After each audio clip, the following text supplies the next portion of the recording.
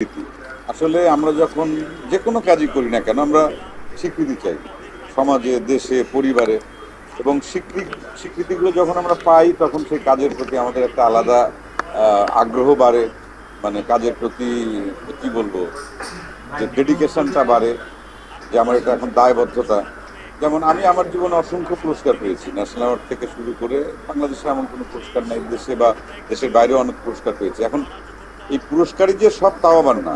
সবচেয়ে বড় পুরস্কার মানুষের ভালোবাসা। কিন্তু আবার তাৎক্ষণিকভাবে জাগতিক হিসাবে যদি বলা যায় যে এক একটা পুরস্কার যখন হাতে পেয়েছি বা এখনো কেউ যখন কোনো একটা কাজের জন্য স্বীকৃতি দেয়, তখন কিন্তু মনে হয় যে না, আমার এখনো কাজ করতে হবে, কাজের প্রতি দর্শকের সেই চাওয়া আছে, আগ্রহ আছে, আমার দায়িত্ব হচ্ছে সেটি পালন করা এবং দর্শকের মনোরঞ্জনের জন্য ভালো কাজ করা। সেটা দেশের জনগণ, দেশের মানুষ, সাধারণ মানুষ বা সমাজ বা পরিবার, সবার জন্য। তা আমি এই পুরস্কারটাকে অনেকে অনেকভাবে বলে, কিন্তু আমি মনে করি যে পুরস্কারটা জীবনে দরকার আছে কাজের প্রতি আগ্রহ বাড়ানোর জন্য, এবং এটা স্বীকৃতি, এবং স্বীকৃতিটা একটা মানুষকে অনেক দূরে এগিয়ে নিয়ে যায়।